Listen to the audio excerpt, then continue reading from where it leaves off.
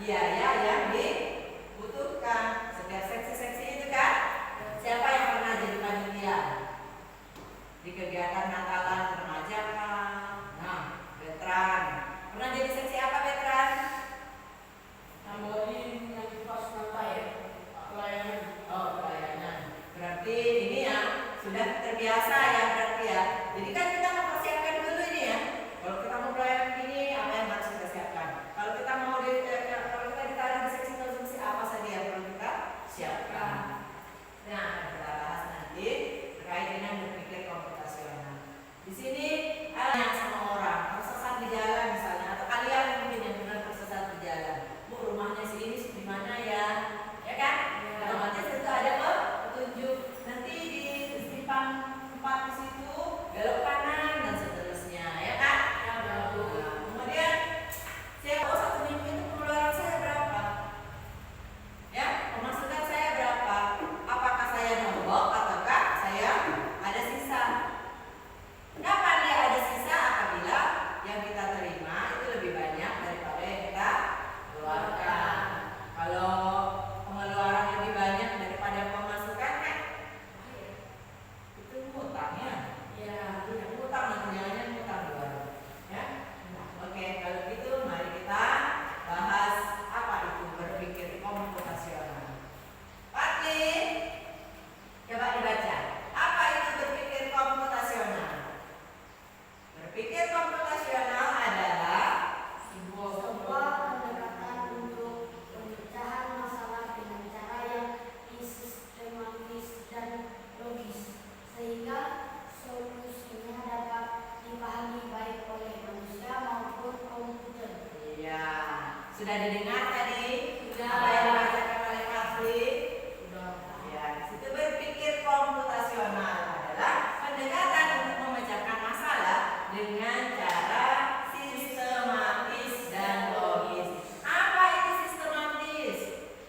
Apa itu logis?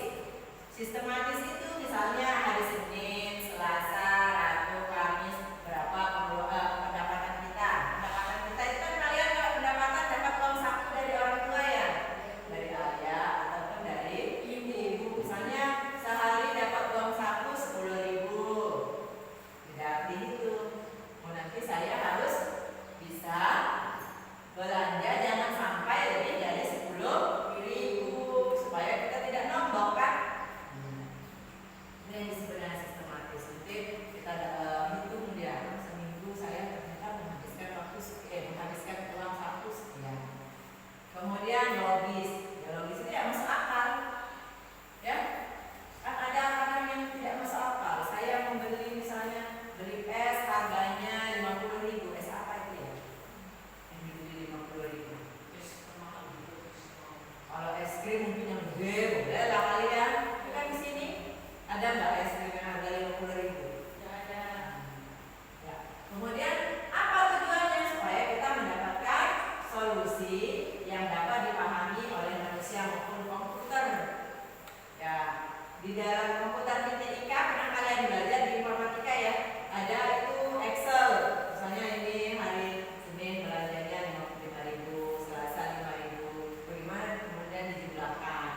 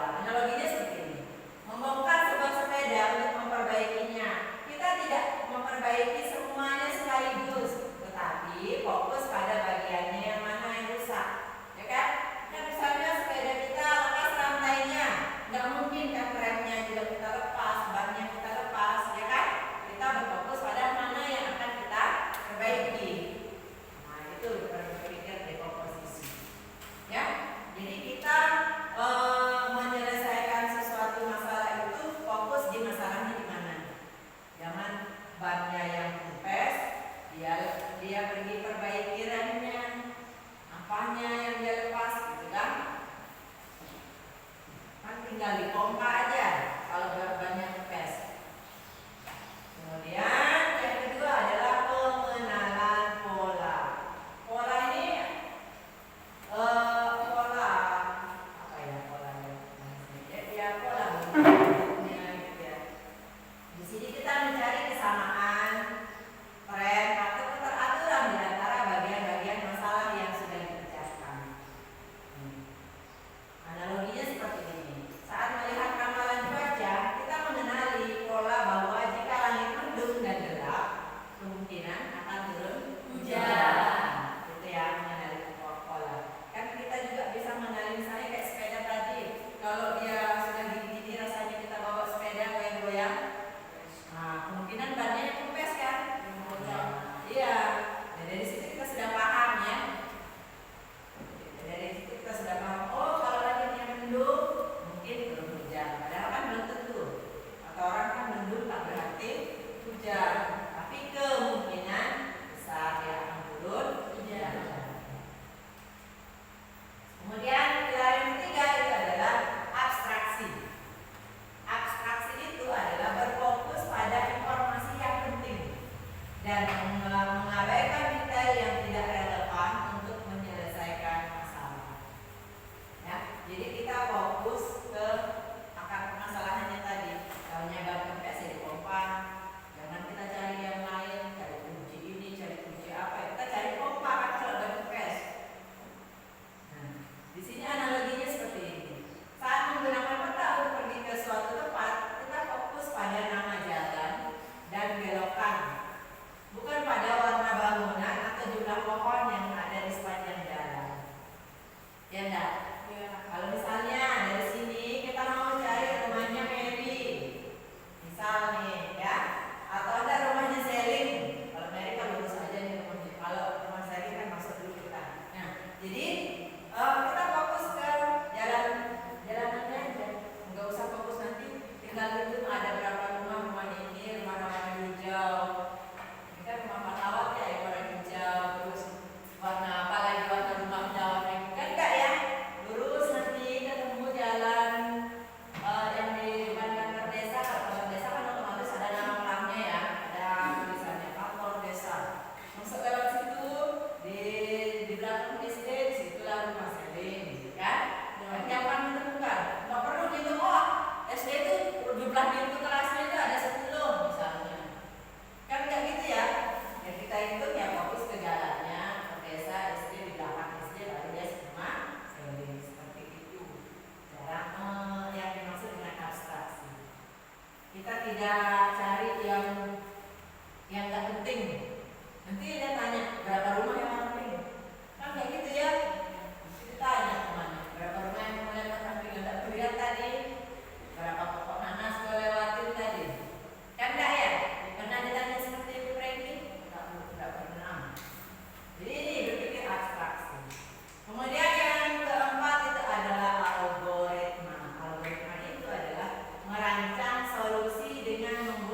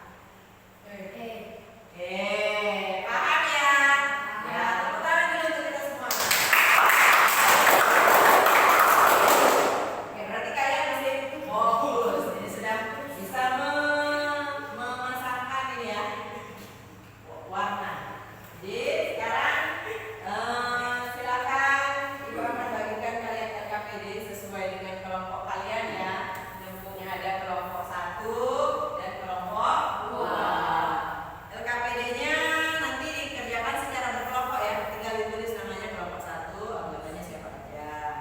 Ya, kemudian didiskusikan. Kemudian yang ini nanti tinggal ditulis kalau sudah diisi. Kelompok 2, anggotanya siapa saja ya.